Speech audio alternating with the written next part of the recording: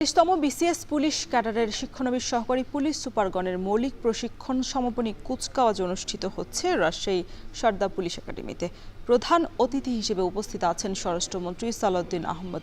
সেখানকার সবশেষ পরিস্থিতি জানাতে আমাদের সাথে এই মুহূর্তে যুক্ত হচ্ছেন সহকর্মী মারুফ হাসান। মারুফ, অনুষ্ঠানের কি পরিস্থিতি দেখছেন, বিস্তারিত জানাবেন।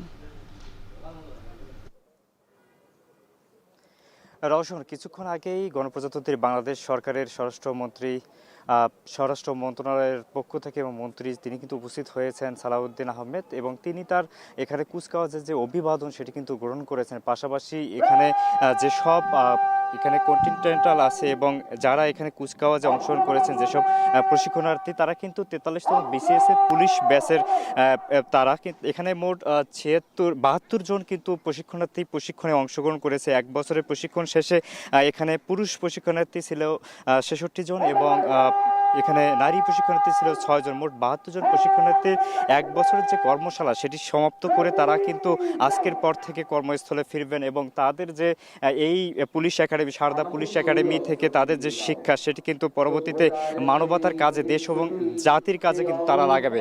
আজকের এই কুচকাওয়াজ এবং প্রশিক্ষণ সমাপনী কুচকাওয়াজে উপস্থিত থেকে প্রধান অতিথি স্বরাষ্ট্রমন্ত্রী সালাউদ্দিন আহমেদ তিনি কিন্তু তাদের উদ্দেশ্যে বক্তব্য দেবেন। পাশাপাশি এখানে যারা এই প্রশিক্ষণে শ্রেষ্ঠত্ব অর্জন করেছেন যেসব প্রশিক্ষণার্থী, তাদের কিন্তু হাতে পুরস্কার তুলে দেবেন এবং তাদের পরবর্তীতে কর্মস্থলে যাওয়ার জন্য এবং তাদের দিক নির্দেশনামূলক যেসব বক্তব্য সেটি কিন্তু তিনি এখানে দেবেন কিছুক্ষণের মধ্যেই। আনুষ্ঠানিকভাবে এখানে সমাপনী কুচকাওয়াজের সার্বিক যে পরিস্থিতি সেটি কিন্তু কিছুক্ষণ আগে শুরু হয়েছে, আর কিছুক্ষণ পরেই এখানে স্বরাষ্ট্রমন্ত্রী তিনি তার যে বক্তব্য সেটি কিন্তু রাখবেন। রওশন, রাজশাহীর সারদা পুলিশ একাডেমি থেকে এই ছিল আমার কাছে কুচকাওয়াজের সবশেষ তথ্য।